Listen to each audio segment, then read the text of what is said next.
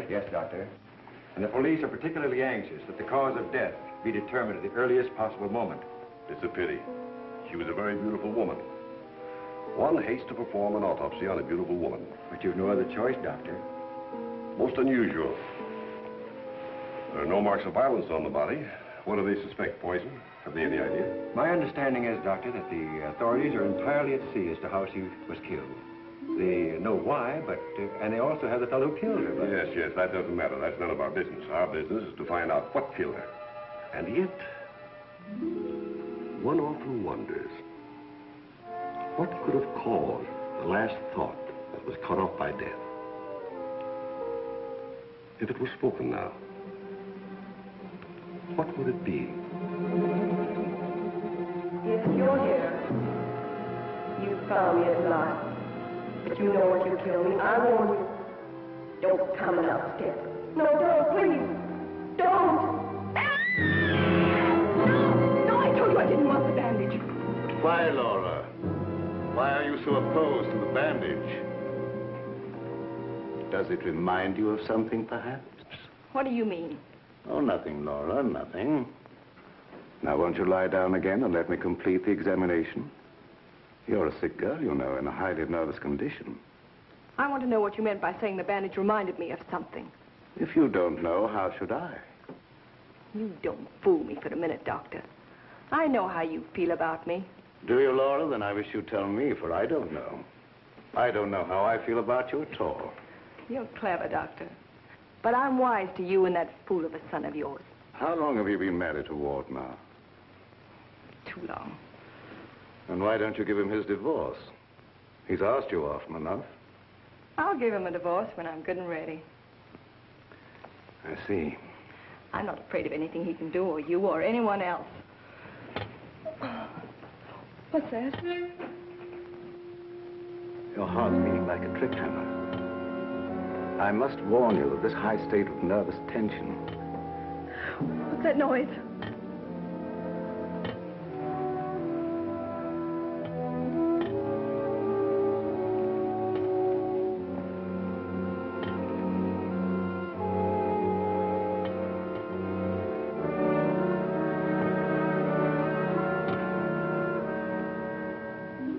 It's only a branch tapping against the window.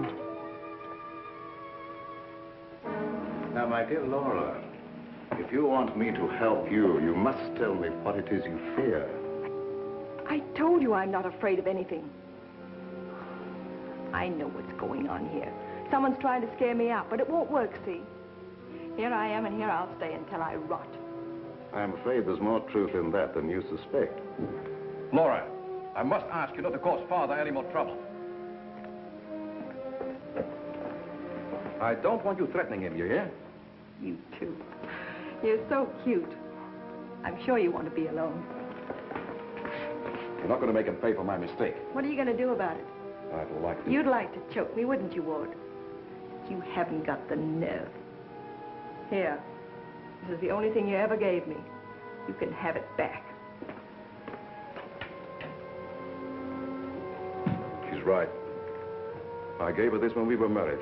It's the only gift that ever passed between us. Ward, what do you propose to do about Laura? What can I do? She won't leave me. She won't give me a divorce.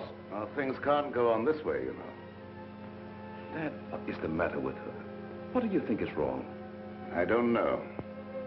She wasn't this way until she began getting those letters from abroad, you remember? Yes, it had something to do with those letters. But you would have thought that when they stopped coming, that... What is it, Elizabeth? There's a patient, Doctor, a Mrs. Williams. Williams? That's the name she gave, and she's decked out like she's going to a horse show. I can't see anyone today. Ask her to make another appointment. Dad, please don't let what's happened interfere with your practice. Oh, very well. Send her in a few minutes. Sure, Doctor. Oh, yeah, that Bill Raymond's waiting. Do you want to see him? Who's he? That private cop who's always hanging around just hoping somebody gets murdered. Oh, yes. He's probably come for his check. Take care of it, will you, Ward? Yes. Elizabeth. Yes. This for you. Gee.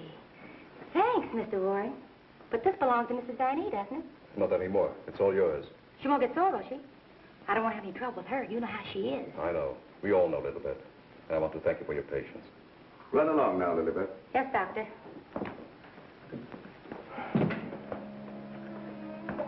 You made a fatal mistake, my boy, in marrying Laura. Yes, I know. But you don't suppose I'm going to stand for it forever, do you? No, I don't. And I don't think it will be necessary. Do you have a plan? I think it'll be better if you leave everything to me. From the day a mysterious caller came to see Dr. Van E. Oh, yes, I remember now, Mrs. Williams. I spoke to you this morning on the telephone. I'm sorry, but I can't tell you any more now than I told you then. Oh, naturally, Doctor. I did not mean to imply that there were any abnormal goings-on here. I assure you there is not, Mrs. Williams, nor will there be.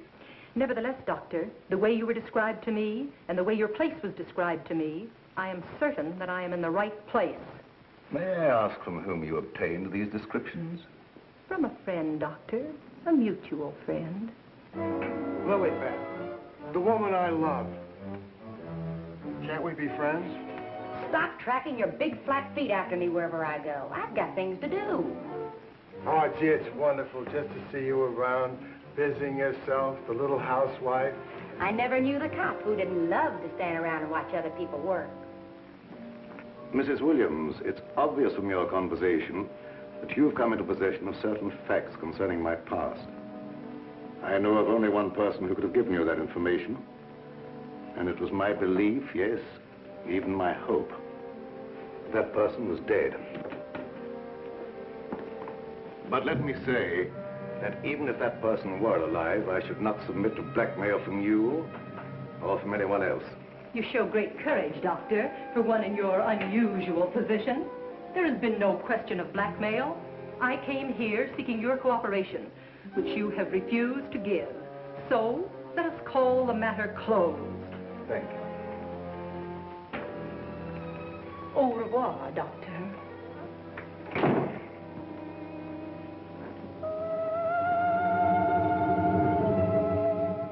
Then came this sinister pair.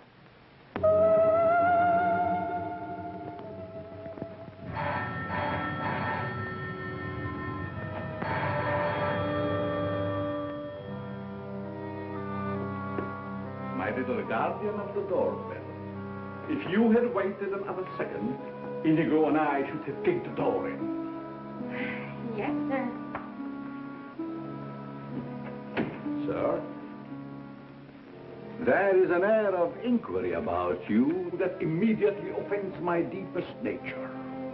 There is something suggesting Scotland Yard, the French Sûreté, the Italian Carabinieri, the Turkish Polizei, and other minions of the law. Short, sir, I think you're a cop. Yeah, how'd you know? I believe I'm in the home of Dr. Joseph Van E. Yes, sir. I mean, sirs. Oh, do not be polite to Inigo. He's only offended by it. Run along, Inigo. Make yourself at home. We got a nice tree in the yard, but it ain't got no coconuts.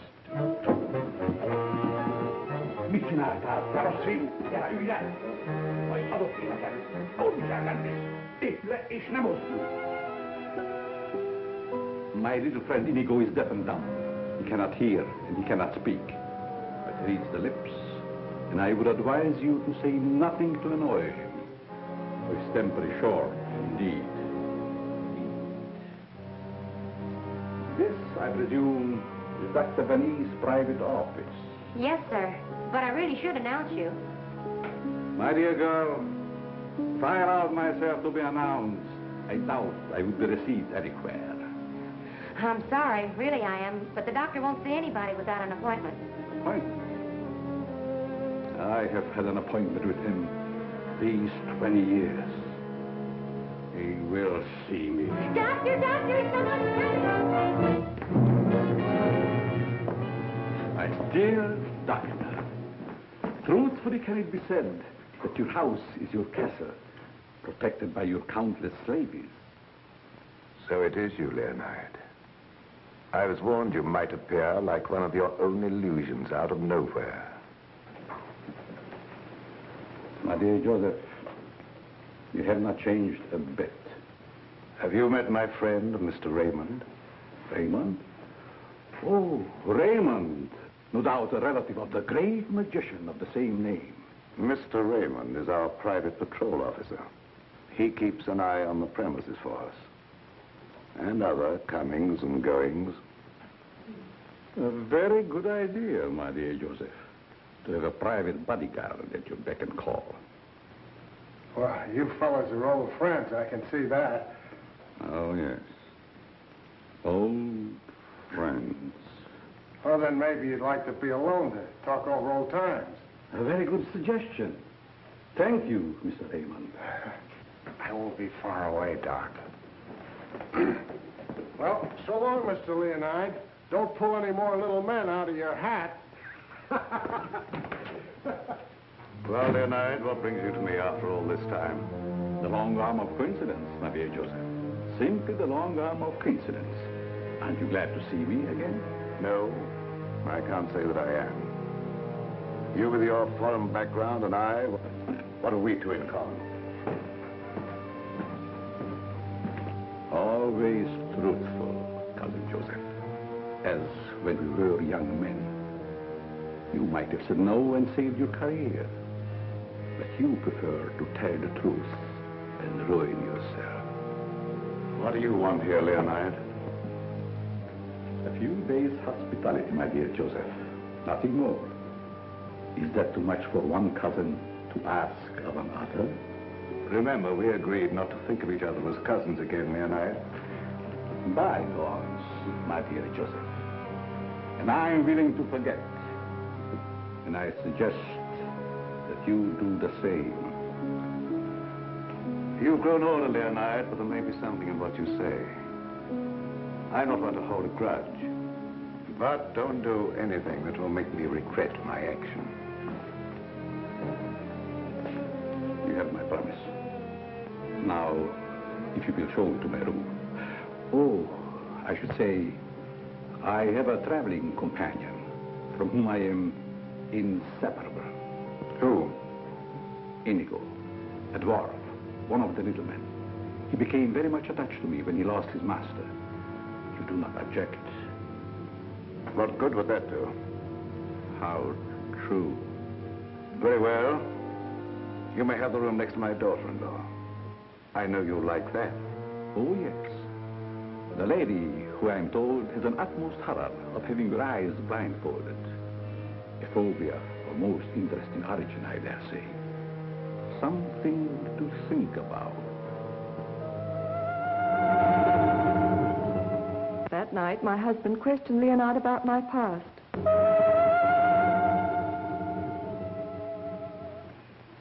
Cousin Leo. Oh, my dear Ward. How flattering that you remember me. Well, how could I ever forget you? What are you doing here? A chance visit, my boy. I wanted to see the old homestead again. You've seen Father? Yes, and he received me with open arms, in a manner of speaking. I don't mind telling you, you came at a very bad time. We're having some trouble. My boy, trouble and I are like this.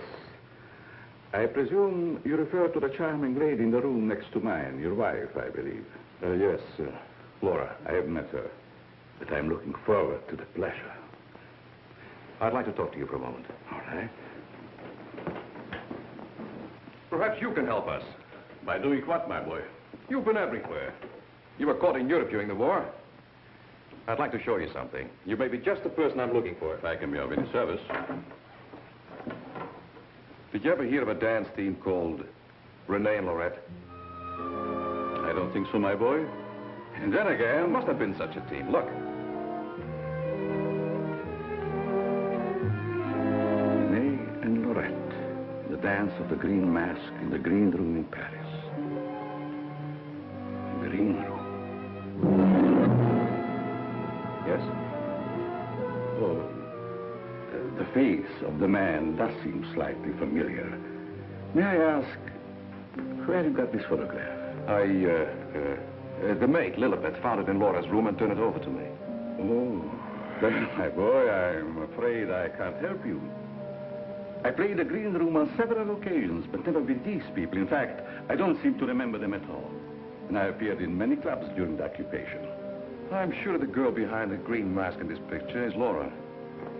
How can you be sure? Who can ever be sure what's behind the mask? If the people in this photograph could suddenly come to life. I'd like to know who the man is.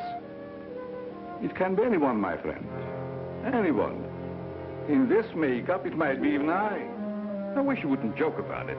This is very serious. Of course. But let us say you found out who the man in the photograph is. What then? I have an idea that if the man in this picture were to show up, I'd find out I wasn't married to Laura at all. Think over what I've asked you. It'll be to your advantage. Certainly, my boy. I will give it every consideration. And perhaps something will occur. Who knows? Don't you want to leave the photograph with me for my further study? It might be the very incentive that my memory needs. No, thanks. I'll keep it. As you wish.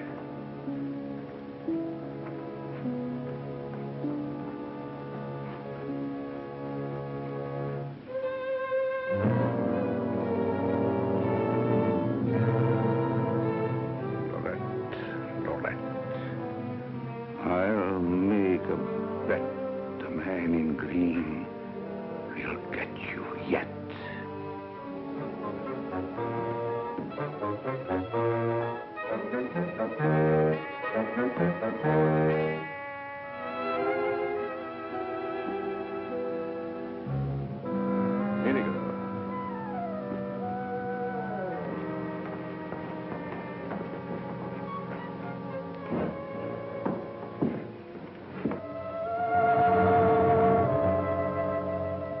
A gruesome surprise was in store for me the following morning.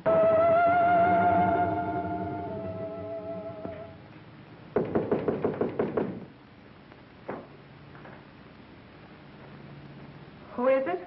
It's me, ma'am. What do you want? The afternoon mail. You wanted to know when it arrived. Was there anything for me? Yes, ma'am. Put it under the door. I can't. It's a package.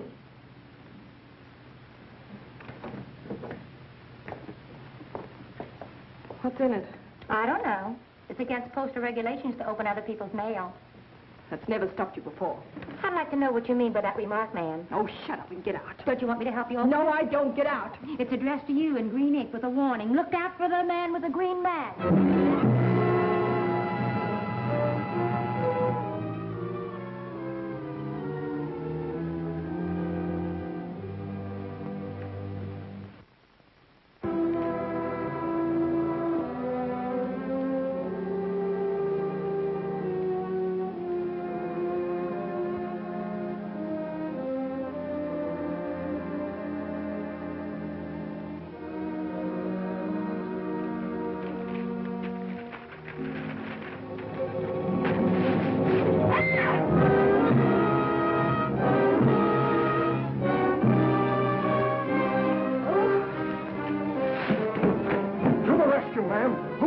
Which way did he go? Get out. Get out. I just heard you yell. I was hoping it was a murder at least. Get out. I tell you, you have no business here. Well, but you don't understand. I'm supposed to be here. That's what I'm being paid for. Paid? Yeah. You see, I'm Bill Raymond, private cop in this neck of the woods. I was hoping we'd have a little murder or something happen around here so as I could solve it and get my old job back at Sentinel Homicide. Nothing personal, of course. Who told you to say these things to me? Well, nobody said nothing to me. I was just waiting around outside to see Dr. Van Nee, and I heard you yell. So you're a friend of that crazy doctor and his son. Crazy? I wouldn't exactly say that, ma'am. The doc's a pretty good egg. You wouldn't want anyone to say you was crazy, even if you... You can go back and tell him I'm not afraid of being murdered by you or them or anyone else. No, I don't guess you are, ma'am. Still and all, if you was to get murdered and I was to find out who done it, it'd be kind of a break for me. Don't be kosher. I wouldn't say that to you, lady, even if I knew what it meant. Now will you get out? All right. I can take a hint. Nice little bedroom companion you've got there. Get out. I'll go, but don't think I'll come running next time you yell. I'll know it's a fake.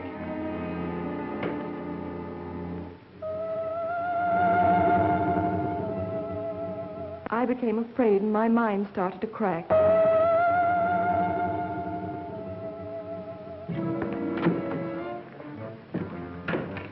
Lilybeth, my melancholy baby, where are you? Where'd you get that box? I don't know what you're talking about. You lying little snoop going through my things. What'd you do with the picture? Where is it? I didn't see it. That's the last time you put your hands on me. I'll give you one more chance, and then I told you I don't know where the picture is, and I don't know what you're talking about. It's been you all the time going through my things, opening my mail, rapping on my door at night.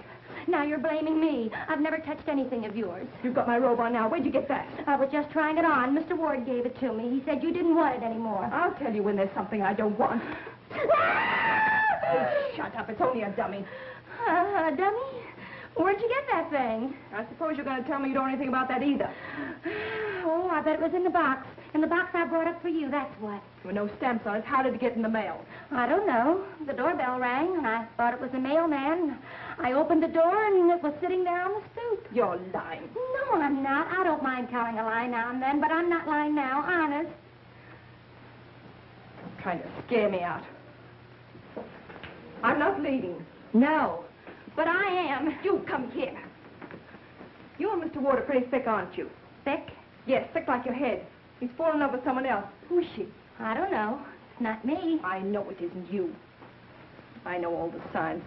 He's fallen in love with some simple-faced man. There's always a way to get even with them.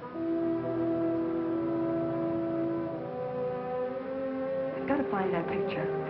Otherwise, they won't know what he looks like. I've got to send it to the police.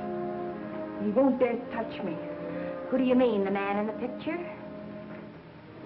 Have you seen him? Maybe I have, and maybe I haven't.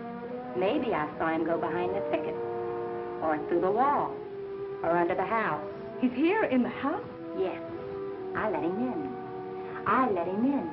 He was waiting outside to get you, Miss Laval. Miss Laval. There's nothing safe from your prying eyes, is there? You think you know everything, don't you? I know why you're afraid, and I know what you've done. No, I'm not so thick. I'm not as thick as you think I am, Miss Laval. That head's supposed to be you, kind of a calling card. I'll remind you that... Why, you...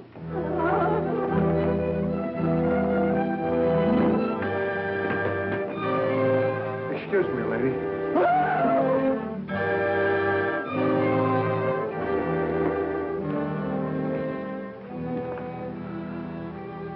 Oh, I'm afraid.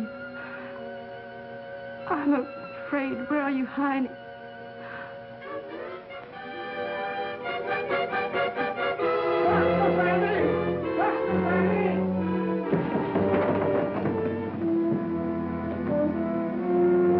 Dr. Vanny! Dr. Vanny! Doc. Fun is fun. But after all, there ain't nothing in my contract that says I gotta... Well, now I ask, is that anything to be playing football with? Where did you get that, Raymond? Miss Vanny chucked it at me like I was a pass receiver for a football team. And I'm all out of practice. Let me see it. This comes from a group of anatomical specimens that was locked in a room in the cellar. How did you happen to get it? That's what I'm trying to tell you. There I was, outside her door, strictly minding my own business, understand? Listening at the keyhole. I don't think that belongs in the realm of your duties, Raymond. But, Doc, there were screams inside. You gotta admit it's within the longitude of my profession to make with an investigatory reaction thereto. What am I saying? I don't understand how his head got from its locked room in the cellar.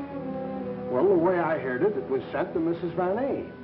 That was rather a gruesome practical joke. Why, your anatomical locker hasn't been open for ages. I think you once told me you'd lost the only key to it. I know. There is no key to my knowledge. Why, that thing didn't walk out of the room by itself. Hardly.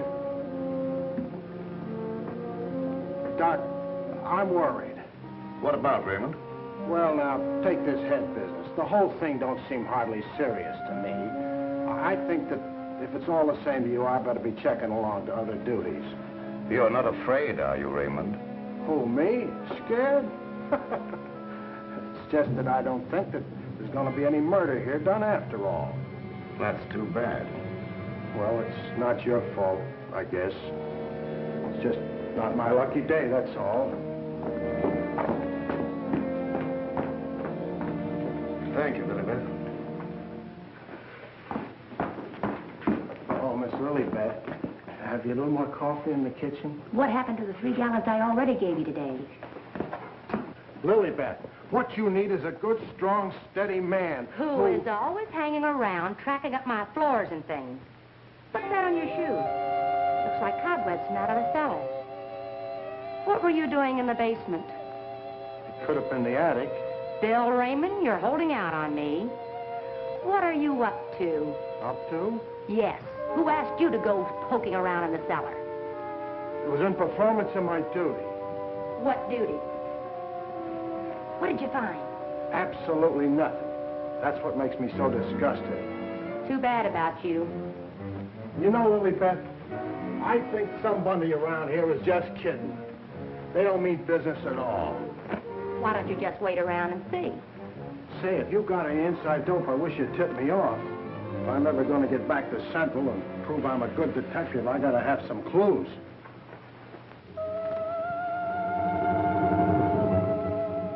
Yes, I was scared. Scared of my life. I expected big things of that ghoulish-looking guy, but he ain't delivered neither. I should say, in a way, you were entitled to expect big things from him. Leo was once confined in this house when it was an institution for the insane. Nerves, you know.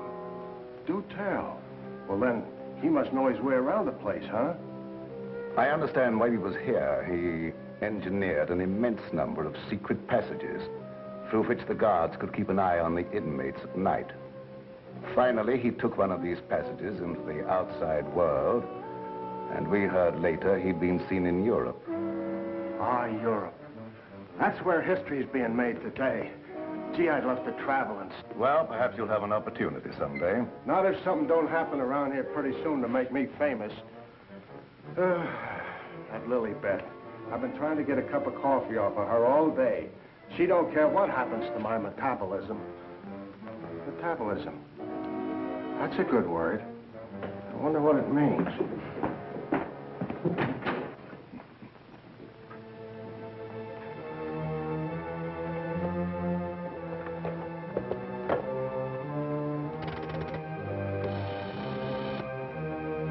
Operator, I want the police right away.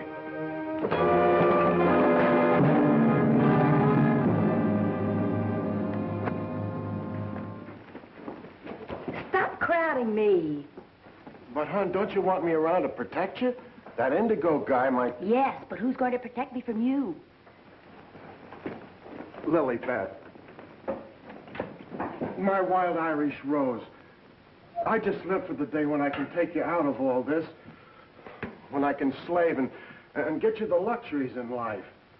Gee, I'd gladly work my fingers to the bone to buy you expensive motor cars and furs and jewels and things and serve you breakfast in bed. What's the matter with me? Am I crazy? Yes, and I'd hate to hang by my neck until you got me all those things. Yeah, you might get a little blue in the face.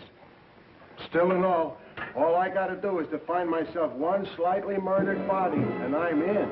Stop looking at me. Oh, Lilibet, sometimes I think I'm not getting anywheres with you. What do you think? I think you've got a good idea there. All right, all right. You'll be sorry someday when you see my picture in the paper. Wait and see. Hey, Lilibet, why don't you answer the doorbell? Maybe that indigo guy wants in.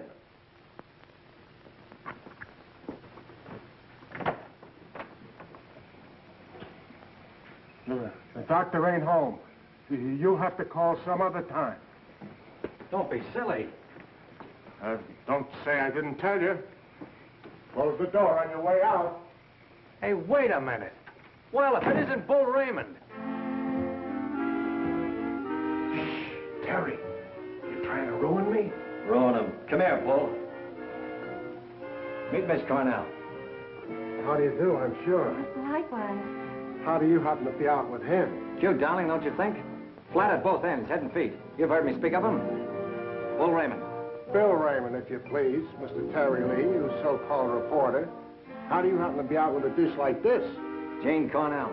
Good for dull days in a man's life. Mr. Raymond. Oh, yeah, I remember. Terry told me about the time you shot up the dressmaker's dummy. Huh? Yeah, he said you closed in on what you thought was a murderer, but it turned out to be the dressmaker's dummy, and you shot it full of holes so the real murderer got away. My pal. So this is where you've been hiding after they kicked you out for that fiasco, huh? Bill, I mean? What are you doing here? Can't a man rehabilitate himself in peace? Here I come, looking for an honest crime around here so I can solve it and get myself back to Central. And you come along and... Where's the body, Bull? Bill? There ain't no body. That's the trouble. No, let's keep it friendly. Friendly? What do you mean? Let's have it. Who killed who and why? Are you kidding? Did somebody get knocked off around here? Look, I don't like to be kidded either. Where is it hidden, Sherlock? Oh, Terry, you've been on the police beat so long that... Now, listen, Bill, you know me well enough to know I wouldn't come out here just for the ride. Not when I could be, It just so happens there was a call to the police. Came from out here. And I happened to be there when it came through. Miss Cornell happens to be the operator. So she tipped me off. Told me the line had gone dead. So I smelled the story, and here I am for an exclusive. You see what I mean? What's in that? Well, that's the doctor's consulting room, but there ain't nobody in there. I've been standing here for quite a spell. Open it up. Let's take a look. That's funny. The lights in here ain't almost never out. In you go. Never do that. I could get killed that way. Is that bad? Oh, so nothing's happened around here, huh? It's busted.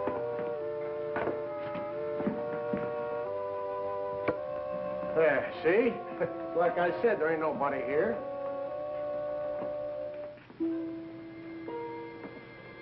Hey, cut it out, will you? You're making me dizzy. Well, sure, somebody stumbled over it and pulled it out of the wall. Could happen anywhere.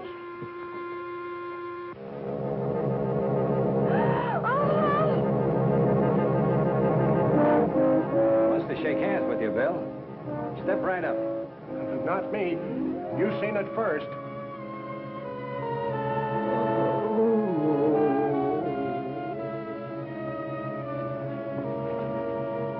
Doc. Raymond, did you try and kill me? Why, Doc, why should I do that? You ain't paid me for last month yet. How long you been here? Now, let me see. I was going to make a telephone call when... Somebody conked you, huh, Doctor? Then rip the telephone wire off? Yes, I imagine that is about what happened. Who are these people? Well, they're all right, Doc. This is Terry Lee and Miss Cornell from the Times. We don't want any reporters here. Nothing's happened. Look, Doctor, nobody ever wants reporters, but then something happens, and there they are. But nothing has happened. I fell and hurt my head. Oh, I see. Then you got up again, put yourself on the table, and got all nice and pretty in that shroud there. You won't get any story here. And now, if you'll excuse me, I have some work to do. Doctor, do you mind if we stick around for a while, seeing that nothing's happened? Well, why not? Very well, you may stay for a while, but I warn you, if you make yourselves objectionable in any way, I'll have Raymond throw you out. Well, come on. You heard what the doctor said. He's busy. Get out of the office.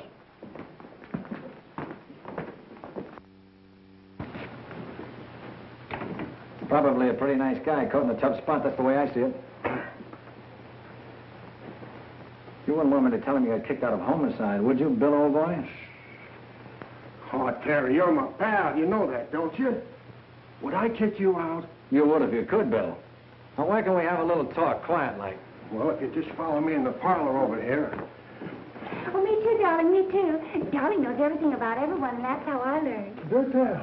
I just sit at his feet and listen. Yeah? Baby, I'm going to miss you an awful lot when I grow tired of you. Now, remember, you're just going to listen. Well, of course, darling. What else do I do when I'm with you? Sit down. Now, as I remember it, there was a singer at the Click Club who called herself Laura Laval. Didn't she marry young Ward Vanny a couple of years ago? I don't know nothing about it.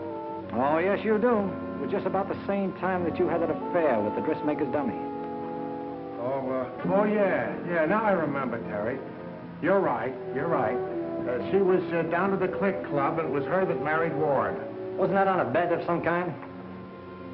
Well, there was a party going on, and somebody dared Ward to ask the singer to marry him, and he thought at the time it was a good gag, and he went along with it.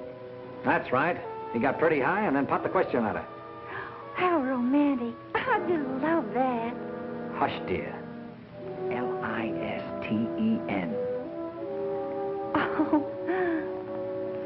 Well, that's how it happened anyway. Ward woke up the next morning and found himself married solid. He'd asked her, and she'd snapped him up. Oh, and they lived snappily ever after. I don't care. I think it was sweet. Darling, couldn't I get you high sometime? And... Sweetheart, have you ever heard the old saying about little girls? What's that? Little girls should be seen and not heard. Now go on, powder your nose. All right. I think I'll be shoving along, too. Now, wait a minute. We're just getting started. We were talking about a singer who called herself Laura Laval. Pushed away into this house for good reasons of her own. Gentlemen, I beg your pardon. I must tell you frankly, I have been eavesdropping. Professor Leonard, this is a reunion. My boy, you must forgive me. You seem to remember me, but I do not recollect you. When was it? What was it? Oh, Professor, it was a long time ago, and I was a kid up in the balcony in Albany. Yes? When you brought down the house with great feats of legerdemain. Oh. You remember, Professor? That was the night that the box office receipts disappeared, just like magic. Part of the act, my boy. Just a part of the act. It's a pleasure to meet one of my youthful admirers. Terry Lee of the Central City Times. Oh, the press? Well, it's nice to have known you. Wait a minute, Professor. What's your hurry? Are you afraid I might bring up the subject of those certain unfortunate recent connections of yours? Shut in the dark, my boy, I'm sure. And I will ignore it. Of course. And this young lady, no doubt a companion of yours. Jane Cornell, my fiancée. Delighted. Likewise, I'm sure. Delightful. And I would suggest to take very good care of her.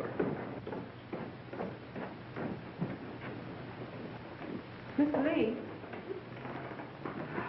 Oh, I haven't had a chance to talk to him yet, Mrs. Van Eve. Never mind, I'll tell him myself. Darling, I met her upstairs, and I told her all about you, and that you know everything about everyone. Thank you very much, dear. Welcome to your living room, Mrs. Van Eve. Thank you, but it isn't my living room. I understand you're not unaware of my position in this house. Well, maybe you can tell us about it. I'm being kept a prisoner here against my will. I'm alone and friendless. I'm sorry. Why haven't you called the police? They've done nothing but to call for the police. They have kept me penniless so that I can't leave. I understand. They're trying to destroy my mind, Mr. Lee. By innuendo and indirection, they're trying to make me believe I've done something dreadful in the past. That I'm to be the victim of some horrible vengeance. You know best about that. I'm innocent, Mr. Lee. I've done nothing. Now, this doctor's brought some stranger here with these tricks and illusions to further make me You believe... mean the professor and his little, Yes. You must help me, Mr. Lee. Laura, it's so good to see you downstairs again after all these days being locked in your room. You know perfectly well why I've remained locked in my room. Ward, this is Mr. Lee of the Times, the gentleman I told you about upstairs. Oh, yes. Look here, Mr. Lee. We don't want any more of that front-page splash stuff, such as I got when I married Laura. Your wife's been telling us that she's being kept here under constant threat. She's out of her mind. See what I mean, Mr. Lee?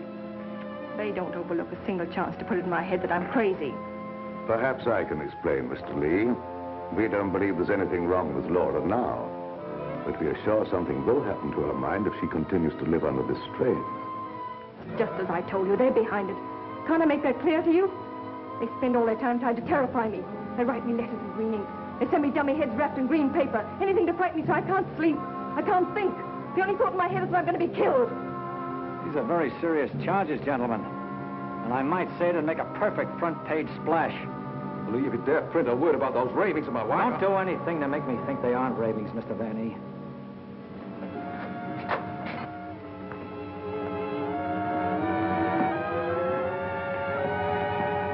He said to put the blindfold on, and you will know the truth.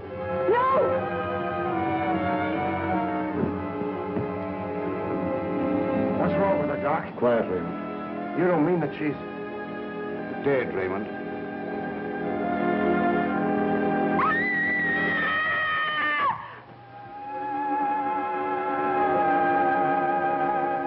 Then I knew that he was here.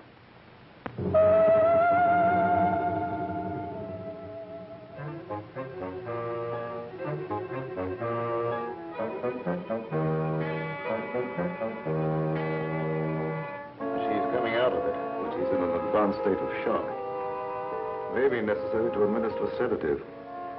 That's intended to shut her up. I'd like to hear her do some more talking, Doctor. If her mind is allowed to dwell upon what's happened, that may be the breaking point. Well, you've got all the answers. Look here, Lee, I don't like your tone. If you have any insinuations to make them to me. Okay, I will. Suppose you and I talk this over downstairs. I don't recognize your right to question me. However, if it'll make you leave Father alone...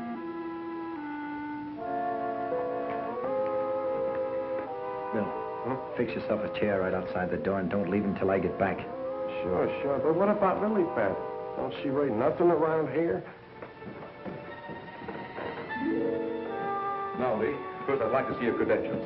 You bust in here saying you're a reporter. That's the old turn the tables gag, Vanny, but if it'll make you any happier, take a look. All right, you're a reporter. But I still don't understand how you and the young lady got the news about our troubles. Do you really believe that story, Lee? Do you, in your right senses, really believe that we are keeping Laura a prisoner here?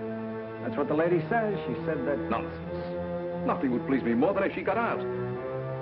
Look, I don't get any of this stuff, Vanny, but there's a tricky deal going on around here, and I intend to sit in on it.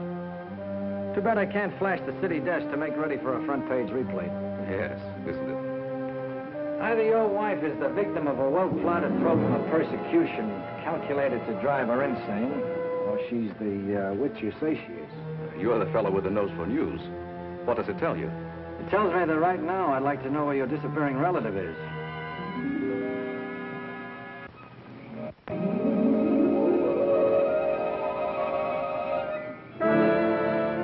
Get back, you fool. What's out there? I have a right to know.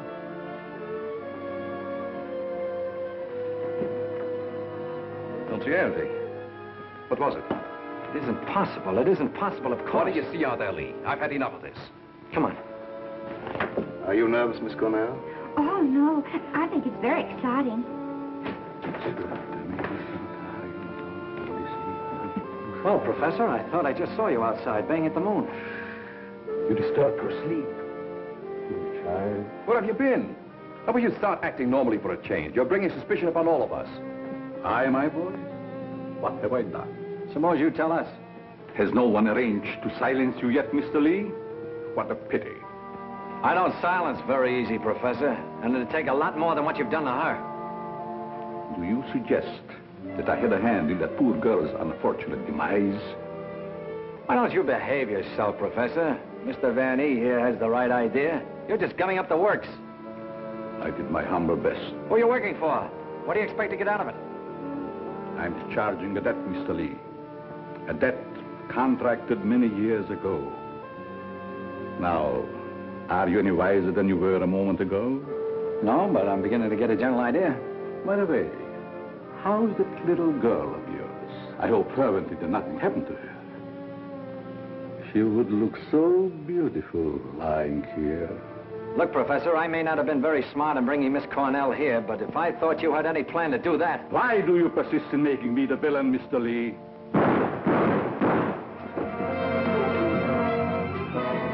Now we will let you be the witness, Mr. Lee. I am here. The sounds came from upstairs, right? Always reliable. Now, what do you rehearse? In there, Terry. In there. It's murder.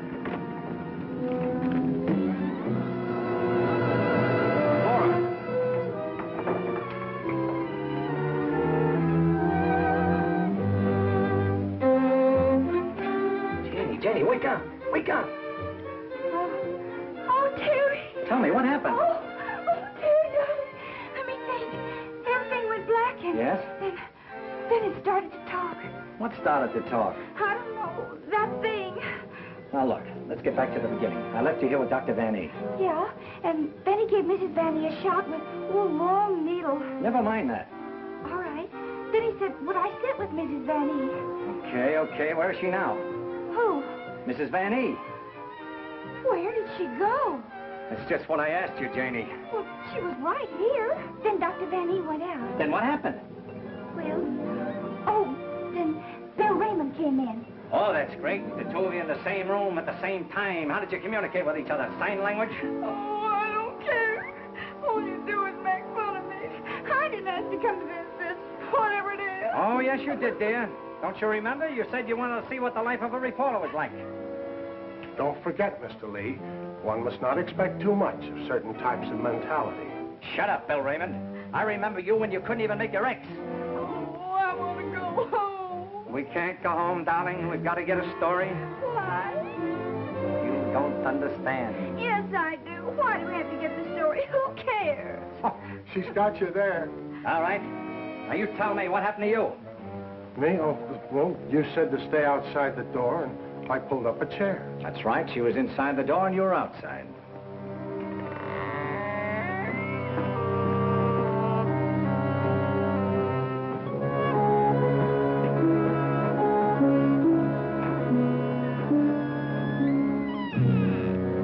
Then come that odor of heavenly perfume. That was an lily pad.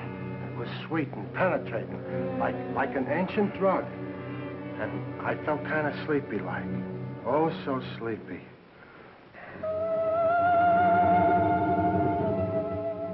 At last, he had me under his power.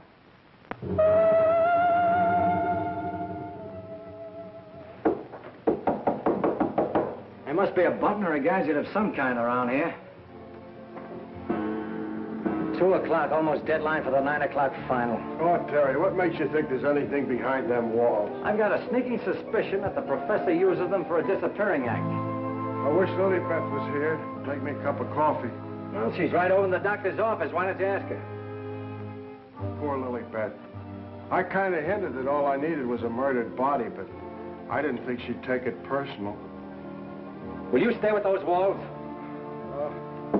I've been around them 3 times, Terry. The thing I can't understand, if the professor was down here when the trouble was going on upstairs, he just had to be 2 different guys in order to have a hand in it. Oh, Terry, let's figure it out in the morning, huh? What's that?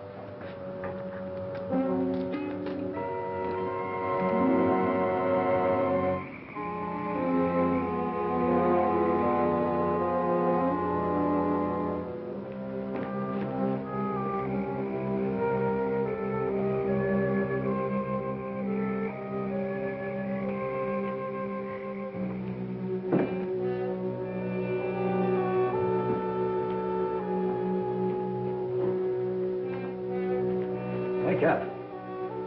Either something or somebody opened the front door. Oh, that's the shortest night's sleep I've had in a long time. All right. Now that you're good and rested, let's see if we can understand what happened upstairs. Well, do you think it had something to do with that picture, maybe, that Lily Beth found in Mrs. Van E's room? What picture? Or the one with the couple with the 2 masks, you know, like we found, like that mask. Who has the picture now? Well, young Van E, I guess. That's the point. Where has Mr. Van E been since his wife's disappearance? Well, him and his old man are sleeping. I guess they got some sense. Oh, no. I've already checked that, and they haven't slept in their beds tonight. Wake up! I refuse to answer on the grounds that my tend to incriminate or degrade me. My unconscious mind. Now, look, Bill, please stay awake for a while. Now, look, tell me, what happened when you smelled that sweet odor in the hall upstairs? No, it smelled lovely. Lovely, that's all I can remember. And Dr. Van E had already left Laura's room, is that right? Yeah, he'd gone out, and he said goodnight, and he had given her some sedative or something that he said would take care of her till morning, and then he went down the hall to his own room. And then you fell asleep? Yeah, no, I just kind of dozed off a little. Like this. Here's your coffee, sir. Terry. That's a dirty trick. Stay on the other side of that window. What for? Take a look. I'm looking. What do you see? Lily Beth! Gee, this ain't natural. Who are you talking to? The woman I love. Poor little angel. Try and speak to me. She can't hear you.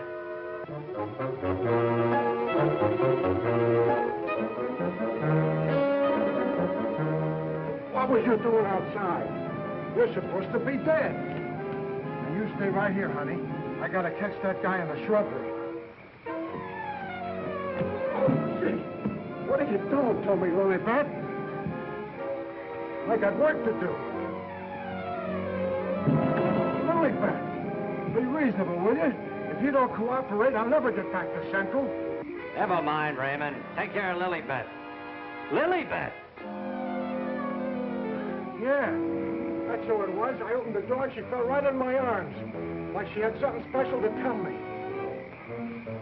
You notice that fragrance about her?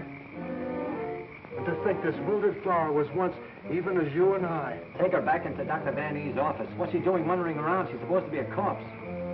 What happened to that guy outside? Never mind. You found her. I never knew she was lost. I missed her. I missed her from my office. Will you please take her back? What are you going to do? Yes, Doctor, and what have you been doing? We've turned this house upside down trying to find you. Hardly that, young man. If you'd done that, you would have found me. Now, Raymond, we can't allow this girl to remain in this condition any longer. But what can you do? She looks like a perfect stiff to me. Bring him into my office. Oh, Doctor, this may not be any news to you, but your daughter-in-law has disappeared. Oh, how dreadful. But let us say somewhat overdue, eh, Mr. Lee? You don't seem very surprised to hear about it. Young man, when you've been devoutly praying for something to happen, you accept your good fortune without question.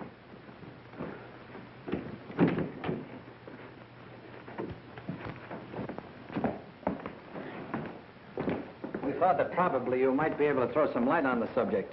That's right, Raymond. Leave her there. There's absolutely nothing wrong with her. Huh? And you mean I've been pining away for nothing? She was put in a deep hypnotic sleep, that's all. But why? Why, Doc? Who done it? It was done so that she would obey certain orders that were transmitted to her. If that's true, then why did you declare her dead? I had my own good reasons.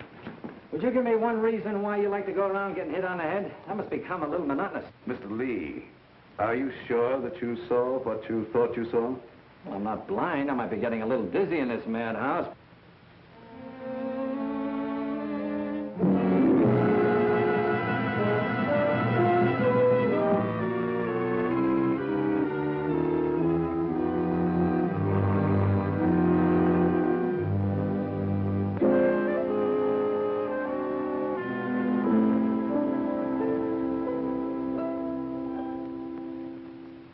You know, Doctor, morning isn't very far off.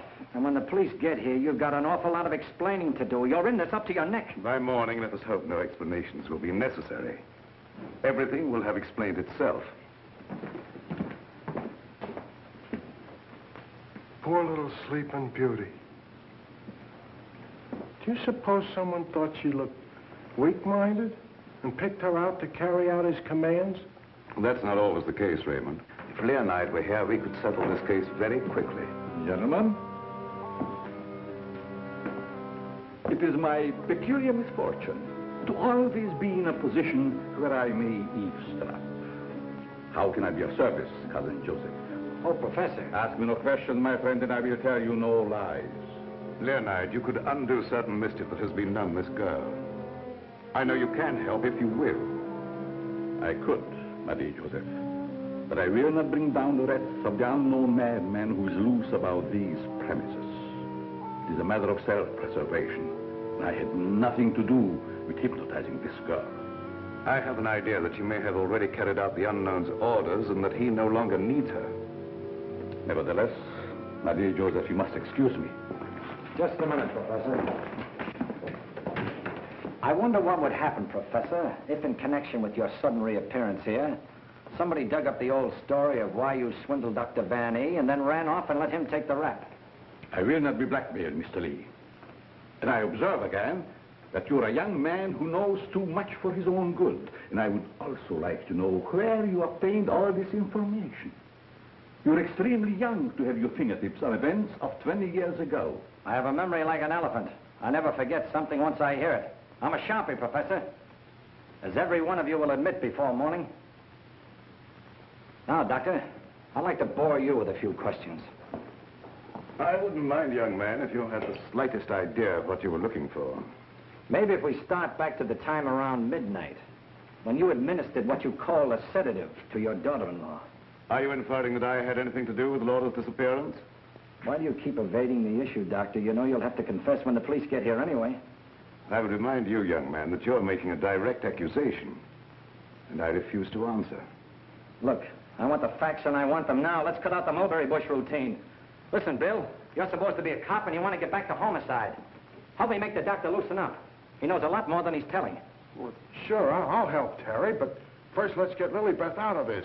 Maybe she can tell us something. Yes, Mr. Lee, it seems to me that you're not too anxious to have Lilybeth restored to consciousness.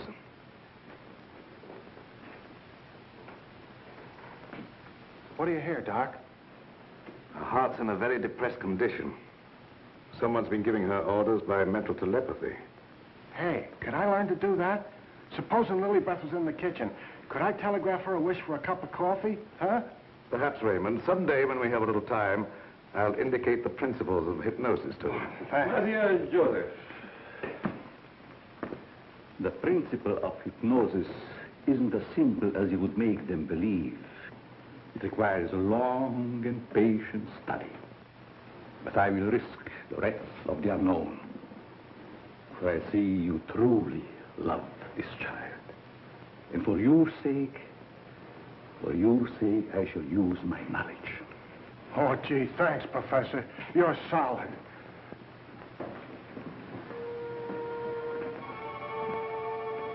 Och jag fick mig lätten. Och fläcken var fyrflätten. Larm och sördimon här. Wake up. Wake up. Lilybeth, darling. Keep your big hands to yourself. What are you slapping me for? Professor, put her back to sleep. It's better that way. What have you been doing to me? Me? What have I been doing? Yes, what have you been doing? You gotta learn me that hypnotism trick. It's my only chance. Tell me, Lilybeth, what happened? Well, I can't seem to remember it. It all seems like a dream. Did you see anyone? No. But I do remember a perfume, a sweet odor. Yes, go on. Terry, darling. Oh, Terry, darling. Yes, Jane. What is it? Is it Halloween? No, it isn't. Then why was that green face bobbing up at the window? What? Yeah, a green face just like the one I saw in Miss Van E's room. You saw a green face in Mrs. Van E's room? Yes, darling, that's what she was shooting at. I mentioned it to you, but you're so scatterbrained. Yes, dear, I'm scatterbrained. Does your mind feel rested now and everything after your nap? Mm-hmm. That's a good girl. Now, come on, tell me, what happened? Oh, don't yell at me. I can tell you just how it happened. We were alone in the room, and Laura was going to sleep. And then she said, oh, take away the bandage. And I said, what bandage? And then she said, oh, don't shoot me. I didn't mean to do it. And then, the room got awfully black. I think somebody must have turned off the lights. Just like that. Go ahead, you're doing fine. Well... Yeah, the lights had already gone out. Uh-huh. And the room got awfully dark. You've already said that. Think hard now. You saw a green mask. It came out of the wardrobe. Like a moth? Yes, darling, just like a moth. Oh, how clever of you. It was just like a great big moth, and it flew around and Please around. don't around. make yourself any dizzier than you are. Now tell me the rest of it. Well, I just don't see how you could remember that it was like a great big moth. And did you see it? Was you there hiding in the wardrobe, maybe? No, I wasn't in the wardrobe. Now, look, Jane, please, be yourself. No, I mean, don't be yourself. Just relax. Relax. Mr. Lee, just a moment. Where were you? Were you upstairs? No, I was down here talking with your son. And by the way, where is he? Here I am, Mr. Lee. What can I do for you? Will you stop it? Yes, I was listening outside the door. You haven't answered my father's question yet. Oh, come on, take it easy, take it easy. Maybe you can tell us where you've been, Mr. Vanny. Of course you don't know anything about your wife's whereabouts. Oh, go on, tell him where she is. I want to go home. I'm hungry. Quiet, everybody, quiet! Laura! Don't. No, don't. Don't.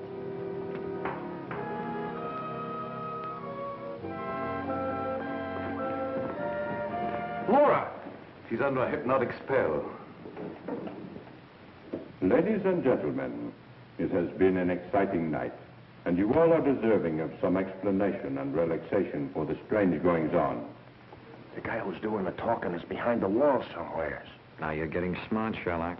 We introduce at this time the team of Lorette and Renee as they appeared at the height of their success in the green room of the Paris Creole. Sure, the mask, the picture. Mademoiselle Lorette. Now I know who he is. Mademoiselle Lorette will now put a bandage over her eyes, the better to see the inner truth. Very good, Renee. Very good. Just like the old time. Would any member of the audience like to ask Mademoiselle a question? Come, Mr. Lee. You have been so full of questions up to now. I'm thinking, brother. We cannot keep Mademoiselle too long in this delicate mental balance. She has been under a great strain lately. Then I will ask the questions myself. Yes, Rennie, I'm at your command. Are you afraid now? No, I'm quite safe. Will you tell the truth? Yes. They came to me and said your partner, he of the magic feats and rare impersonations, is a spy. But we can't prove it. We will give you 1,000,000 francs if you, Lorette, bring us that proof. Now we shall know. You gave them the proof they wanted? Yes. They took him away to be killed? Yes. What was he to you, this man you betrayed? This man you sold to the enemy for money?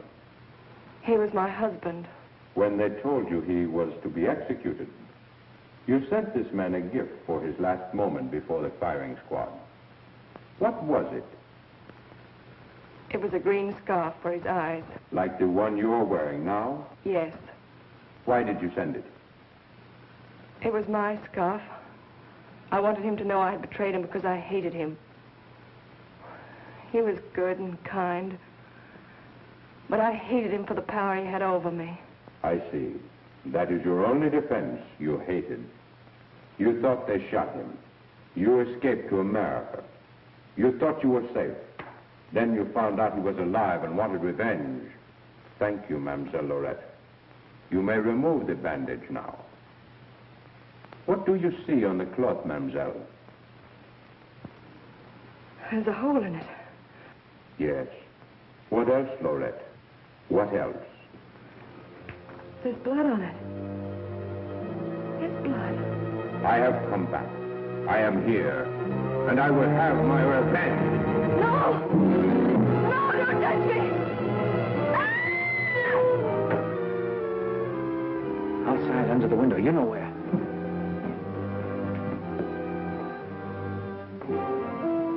Yes, he had his revenge.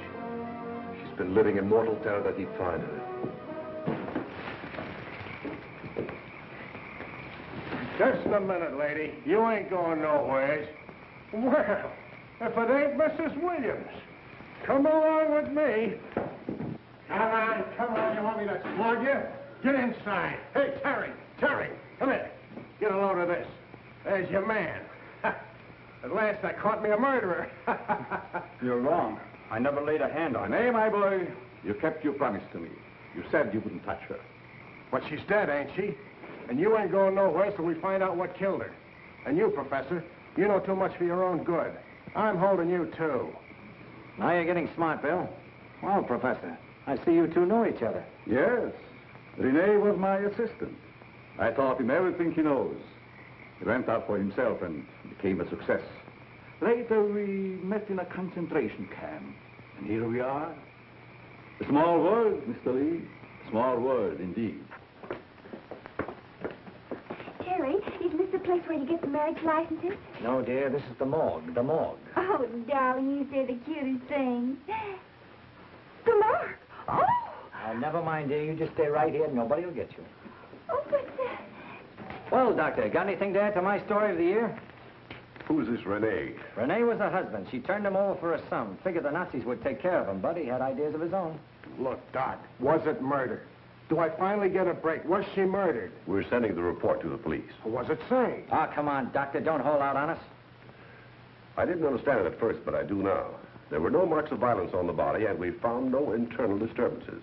What does this all add up to, Doctor? Yes, let's have it. She was literally scared to death.